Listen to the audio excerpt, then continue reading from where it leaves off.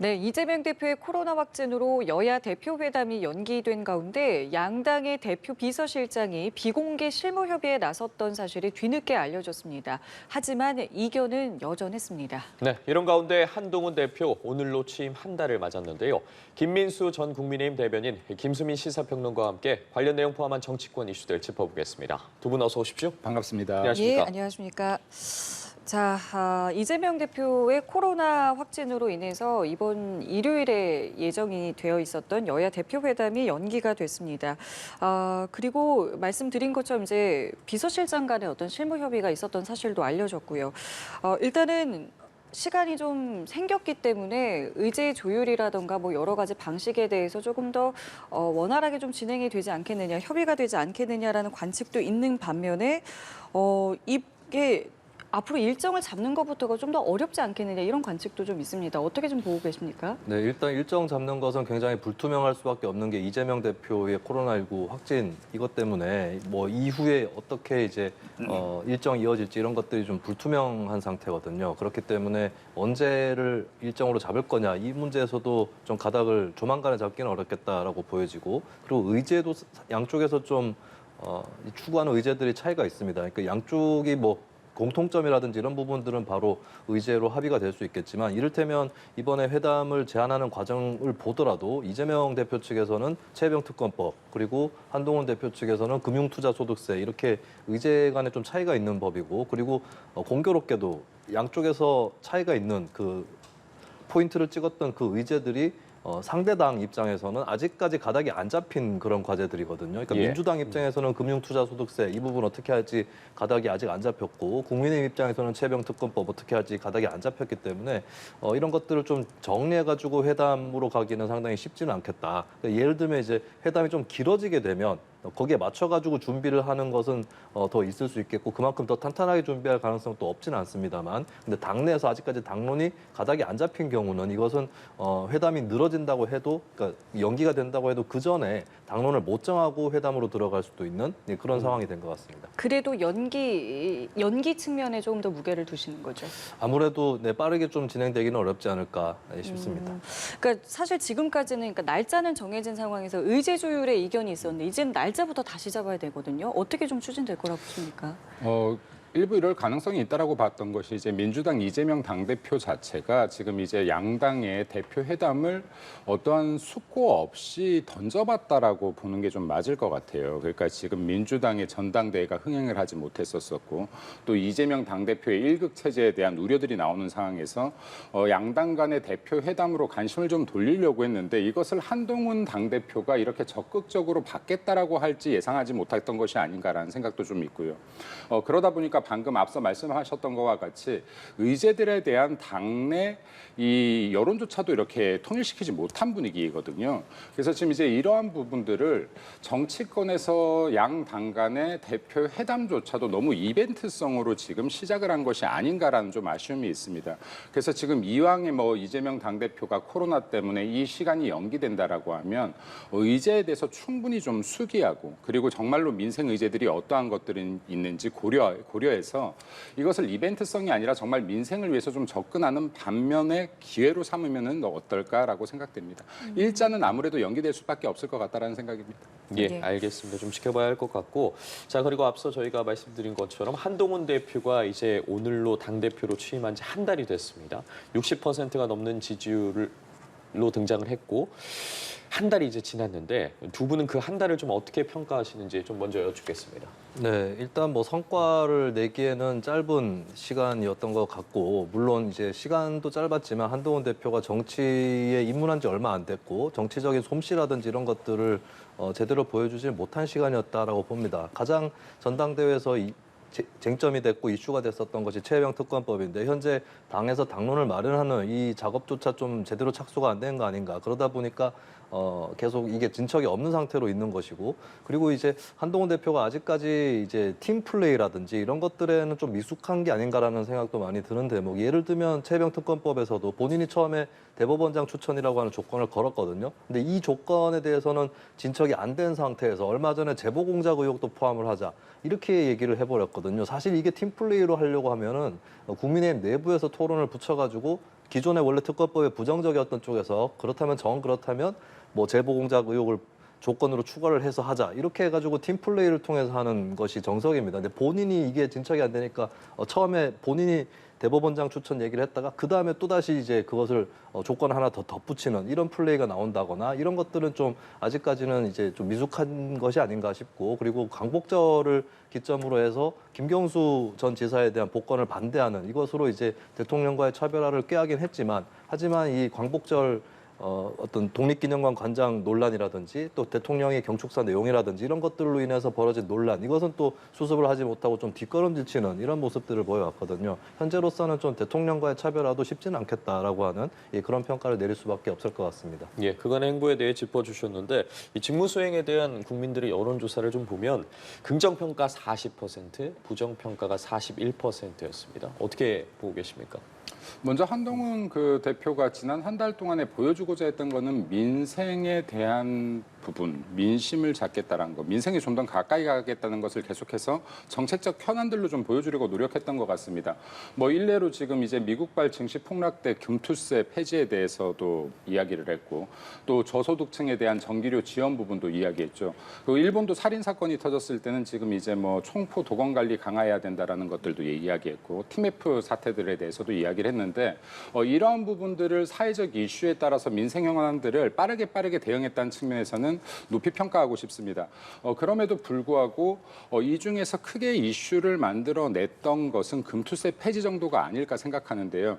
여기 사회 이슈들을 따라잡아가는 것도 좋은데 우리 국민의힘에서 추구하고 있는 경제적 가치 본질에 대한 문제들을 좀 더 접근한다라고 하면 되려 국민들에게 호응을 얻을 수 있지 않을까. 예를 들어 뭐 금투세처럼 뭐 종부세나 그리고 상속세 등도 있을 것이고요. 그리고 지금 4차 산업혁명으로 인한 지금 미래 산업에 대한 부분, 발전 부분, 경제 성장 거시적인 부분, 미시적인 부분, 이런 부분들을 더 큰 담론으로 좀 끌고 갈 수 있다라고 하면 어떨까 하는 아쉬움은 약간 남습니다. 그리고 방금 또 앞서 말씀하셨는데 한동훈 당대표의 입장 자체가 지금 원내가 아니다 보니까 다소 한계가 있습니다. 그래서 지금 남은 기간 동안에는 원내에서도 지지를 확실하게 이끌어낼 수 있는 한동훈 대표가 결정하는 것들에 대해서 힘을 모을 수 있는 이제 정치력을 발휘하는 부분들도 관건이 되지 않을까 생각하고요. 그래도 짧은 기간 동안 보여준 모습이 나쁘지 않다라고 생각합니다. 잘하고 있다, 열심히 하고 있다 생각합니다. 네. 최근에 한동훈 대표가 뭐 여러 발언들을 했는데 SNS랑 최고위에서 한 발언 가운데 청담동 술자리 의혹을 이제 민주당에서 유포를 했는데 관련해서 사과가 없다라는 발언을 했습니다. 그러면서 이제 민주당이 사과를 좀 요구하는 이제 여러 발언들을 내놨는데요. 이 부분에 대해서는 좀 네. 어떻게 보셨습니까? 일단 가짜 뉴스에 대해서는 사과를 하는 게 맞죠. 청담동 술자리 같은 경우는 이게 처음에 소위 첼리스트라고 하는 분이 본인이 어떤 뭐 일정 이런 것들 둘러대는 과정에서 당시 연인한테 얘기를 했고, 그 부분이 이제 잘못 번져가지고 여기까지 정치권까지 온 거기 때문에 여러 가지 뭐 초창기부터도 좀 근거가 부족했고, 또 나중에도 첼리스트 본인의 고백이라든지 이런 것들을 통해서 가짜 뉴스라는 게 드러났습니다. 그렇다면은 이런 문제는 이제 사과를 하고 털고 가는 게 맞다라고 보고요. 근데 한동훈 대표가 이제 남의 당에게 사과를 요구를 했는데, 그럼 본인은 가짜 뉴스라든지 잘못된 말을 했을 때 사과를 했느냐? 이 부분도 좀 돌아볼 필요는 있을 것 같습니다. 예를 들면은 여러 가지 생각이 나는데, 지난 선거 때도 한동훈 대표가 했던 얘기 중에서 예를 들면 뭐 조국 전 장관 같은 경우에 연동형 비례대표이기 때문에 국회의원 될 수 있다. 아니거든요. 병립형 비례대표라도 국회의원이 될 수 있는 겁니다. 이런 것들에 대한 선거제도에 대한 잦은 어떤 잘못된 발언이라든지, 최근에도 금융투자소득세 때문에 뭐 사모펀드에 투자한 찐 부자들은 오히려 과세해서 이익을 본다라고 했는데, 사실 그거는 이거를 판매를 할 때 얘기고, 보유를 하고 이익 배당을 받을 때는 오히려 또 과세해서 더 무겁다는 게 이복형 금감원장하고 지금 한동훈 대표가 완전 정반대로 얘기를 했거든요. 이런 부분에 대해서 본인이 부정확하게 얘기한 것들, 이런 것들은 교정을 하고 있는지 이건 스스로도 좀 돌아볼 일이라고 본다. 그러니까 남에 대해서만 가짜뉴스 탓을 하고 이럴 때는 아닌 것 같습니다. 좀 비슷한 맥락인 것 같은데, 이 관련해서 장경태 의원이 유감 표한다. 근데 여당 대표로서 유감 표할 일들 있지 않겠느냐라고 이야기를 했습니다. 지금 이건 유감을 표한다라고 하고 조건을 붙이는 게 아니라 정중하게 사과를 해야 되는 문제입니다. 왜냐하면 이게 지금 아까 앞서도 지금 또 말씀하셨는데요. 이게 가짜 뉴스인 게 너무나 명백했고, 이게 진짜가 아닐 확률이 굉장히 높았던 사건입니다. 그럼 지금 이게 제보자와 증언자의 말조차도 엇갈리는 부분들이 부분들이 있었거든요, 당시에. 근데 기본적으로 목격자에 대한 인터뷰조차 진행하지 않고 가짜 뉴스를 지금 확산했던 것인데, 이렇기 때문에 지금 김의겸 전 의원 같은 경우는 가짜 뉴스 제조기라고도 불리거든요. 그리고 지금 실제로 지금 민주당에서 이러한 가짜 뉴스들을 굉장히 주도하는 면이 없지 않아 있습니다. 실제 2008년에 지금 미국산 소고기 강우병 사태를 시작으로 이게 정치적 재미를 봤어요. 근데 민주당이 정치적 재미를 보는 반면에 국민들은 굉장히 혼돈을 가져왔고 또 사회적 비용이 어마어마했습니다. 그리고 또 2016년이죠. 이거 사드 사태, 지금 사드 전자파 같은 경우도 민주당이 가짜 뉴스 이거 굉장히 많이 확산을 했고, 이 때문에 지금 성주 참여 같은 경우는 정말 곤욕을 치렀죠. 이 역시도 사회적 비용이 어마어마하게 컸던 사건입니다. 근데 지금 이게 청담동 술자리 사건도 마찬가지인데요. 민주당이 가짜 뉴스를 제조하고 일부 언론이 유통하고 그리고 일부 유튜버들이 이를 소매점처럼 확산시키고 있는 구조인데, 이렇게 가짜 뉴스로 재미봤다라고 해서 이런 것들을 의도적으로 정치적으로 활용하려고 한다라고 하면 이거는 사회적 비용을 너무 크게 발생시킨다라는 말씀과 더불어 사회적 혼돈도 가지고 온다. 그리고 투표의 왜곡까지 가져올 수 있다라는 말씀을 좀 드리고 싶습니다. 그렇기 때문에 이러한 부분들은 지금 현재 소송 중이거든요. 그러면 지금 이게 한동훈 대표가 지금 김의겸 전 의원 같은 경우에 지금 이게 명예훼손과 10억에 상당하는 지금 손해배상 청구까지 들어가 있는 상태입니다. 아마 조만간 이거 판결 나올 것으로 예상되는데요. 이러한 부분들을 명확하게 처벌을 한 번 정도 하고 넘어감으로써 이게 가짜 뉴스가 일으키고 있는 사회적 문제와 사회적 비용에 대해서 온 국민 모두가 한번 짚어볼 수 있는 계기가 마련되어야 된다고 생각합니다. 예, 알겠습니다. 자, 민주당 이야기 좀 해보도록 하겠습니다. 민주당에서 이재명 대표 2기 체제가 출범을 했고, 지난 4월 이후에 좀 자맹에 들어갔던 김부겸 전 총리가 좀 사실상 정치 활동을 재개하는 모습을 보이고 있습니다. 사실 총선 당시부터 뭐 공천 관련해서 좀 원칙이나 객관성이 훼손이 됐다. 친명계와 다른 좀 이야기를 내놓지 않았습니까? 비명계를 중심으로 좀 구심점 네. 역할을 할 수 있을 거라고 보십니까?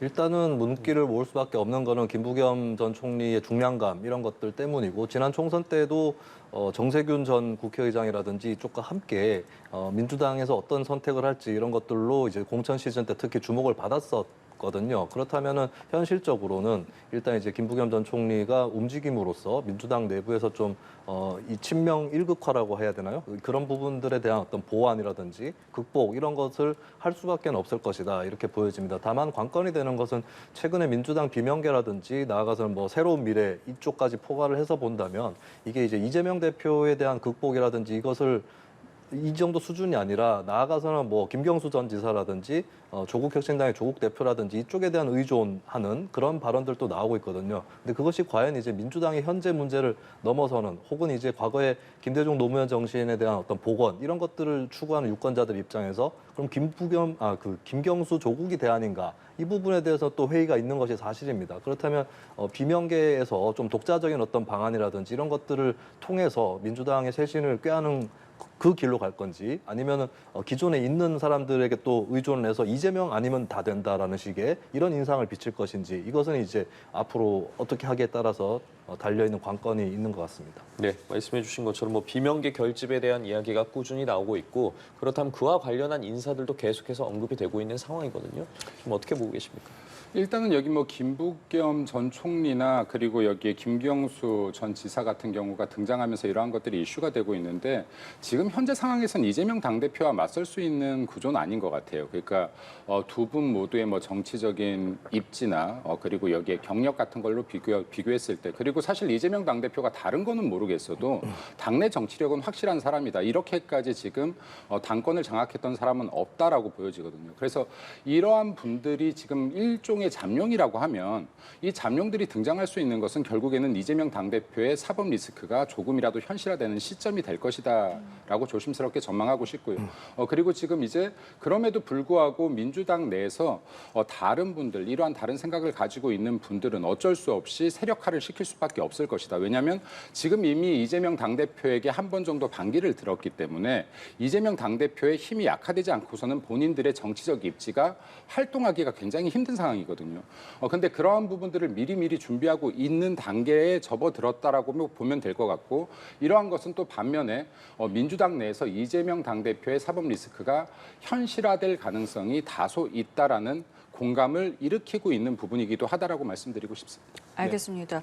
자, 그리고 작년 이맘때요. 일본 정부가 후쿠시마 오염수를 이제 방류를 결정하면서 정치권은 물론이고 정말 온 나라가 들썩였었는데 관련해서 여당에서는 이 괴담을 선동한 것과 관련해서 현실화된 게 없다. 이건 사과가 필요하다라고 이야기를 하고 있습니다. 네. 어떻게 좀 보십니까? 현실화될 수가 없는 것이 여당이 얘기했듯이 그리고 다들 알고 있듯이 그 방류수가 한국까지 흘러오려면 시간이 좀 걸린다는 건 다 알고 있는데 왜 지금 얘기하는지 모르겠어요. 여당 입장에서도. 예, 그런 것들이 있고 그다음에 이 후쿠시마 방류에 대해서 많은 분들이 반대를 했습니다. 시민들이. 근데 이게 꼭 위험하다라고 단정적으로 생각을 하고 반대를 한 게 아닙니다. 왜냐하면 위험이라는 거는 이제 실제로 닥쳐왔을 때 어느 정도 수준인지 모르기 때문에 그 사전에 어떤 조치를 취하느냐 이것이 굉장히 중요한 거거든요.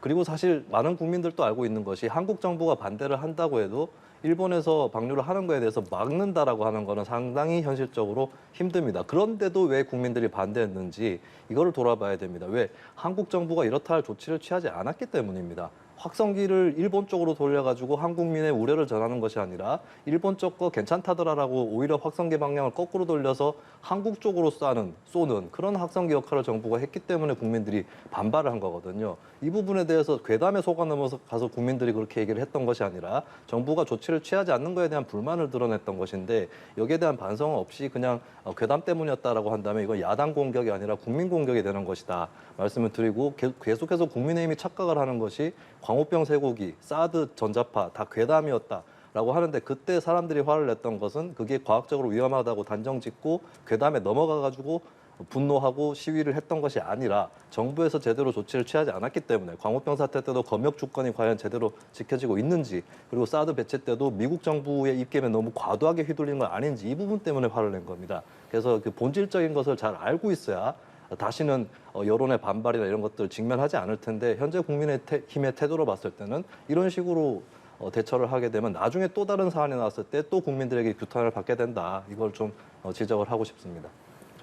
저 본질에 대한 문제들이 있다라고 하면 그 본질에 대해서 이야기하지 침소봉대에서 왜곡하고 이것을 가짜로 만들어서는 안 되는 것이죠. 왜냐하면 이건 정말로 단순한 피해가 아니라 사회적으로 어마어마한 피해, 아주 장기간 수년, 수십 년간의 피해를 가져오기도 하고 그리고 이게 정치적 왜곡 현상을 만든다라고 했는데 IAEA 같은 경우에 세계 공신력을 갖고 있는 원자력 전문 기구입니다. 그리고 마찬가지로 여기에서 우리나라만 해당 사항이 아니고요. 아까 우리나라에 돌아서 오는데 시간이 꽤 걸린다고 했는데 5년에서 7년 정도 걸립니다. 네, 근데 여기를 먼저 지나가는 숱한 선진국들이 있어요. 우리나라보다 더 잘 사는 나라들이 있어요. 우리나라보다 더 이런 것들에 민감한 나라들이 있습니다. 영국인, 미국이나 영국, 프랑스 같은 나라들 아무 이야기도 하지 않는 것은 IAEA 기준에서 방류하는 시점에서부터 이것이 문제가 되지 않는다라고 판단을 하기 때문입니다. 미국 같은 나라도 마찬가지죠. 미국 대통령도 그물을 마셔야 되고요. 미국 국민도 그물을 마셔야 됩니다. 그럼 왜 반대하지 않는데 우리나라만 이걸 정치적으로 반대해야 된다라고 이야기하는지 우리나라 혼자서 글로벌 세계에 지금 살고 있는 게 아니거든요. 그럼 지금 우리나라만 어떤 선진국도 반대하지 않는데 정치적으로 이걸 반대 목소리를 낸다. 이거 바보 되는 겁니다. 대한민국의 국격을 훼손하는 거랑 똑같아요. 그리고 지금 이거 아까 말씀하셨는데 지금 현재 국내 165곳에 대해서 지금 확인을 하고 있습니다. 뿐만 아니라 공해 18곳도 확인을 하고 있어요. 지금 이런 것들을 불필요한 지금 비용들을 1조 5천억이나 지금 벌써 나가고 있습니다. 그리고 지금 민주당 뭐라고 했습니까? 여기 해산물 먹으면 어떻게 된다고 했습니까? 해산물 먹을 바에야 똥 먹겠다고 했습니다. 근데 지금 횟집에서 그러고 나서 얼마 되지 않아서 민주당 단체 회식하지 않았습니까? 그러니까 이러한 것들이 지금 정말로 모순된다. 본인들 지금까지도 아마 제가 장담컨대 횟집에서 회 먹고 있을 겁니다. 일식 먹고 있을 거고 스시 먹고 있을 거예요. 그럼에도 불구하고 이러한 것들을 국민들에게 불안을 가중시켜서 해산물 시장들에 악영향을 미치고 수산업자들에게 악영향을 미치고 그리고 대한민국이 이렇게 수준 낮은 계속해서 저질적인 행위들을 정치적으로 하고 있다는 걸 전 세계에 보여주는 것뿐이 되지 않는다. 그렇기 때문에 정말 잘못된 것에 대한 비판은 좋다. 예를 들어서 아까 말씀하셨던 것처럼 이러한 과정에서 국민들을 좀 더 생각할 수 있었다면 국민들의 민의를 좀 더 다듬어서 이러한 의견들을 표출할 수 있었다면 이런 거에 대한 비판은 좋지만은 예를 들어서 이 방사수를 먹으면은 뭐 어떻게 된다든지 기형이 된다든지 결코 먹어서는 안 된다든지 이걸 먹을 바에야 똥을 먹겠다든지 이런 식의 선전선동은 민주당에서 정말로 사회적 비용을 자초하는 것이다라는 말씀 좀 드리고 싶습니다. 예, 알겠습니다. 오늘도 정치권 이슈들 짚어봤는데요. 김민수 전 국민의힘 대변인 김수민 시사평론가와 함께했습니다. 두 분 고맙습니다. 감사합니다.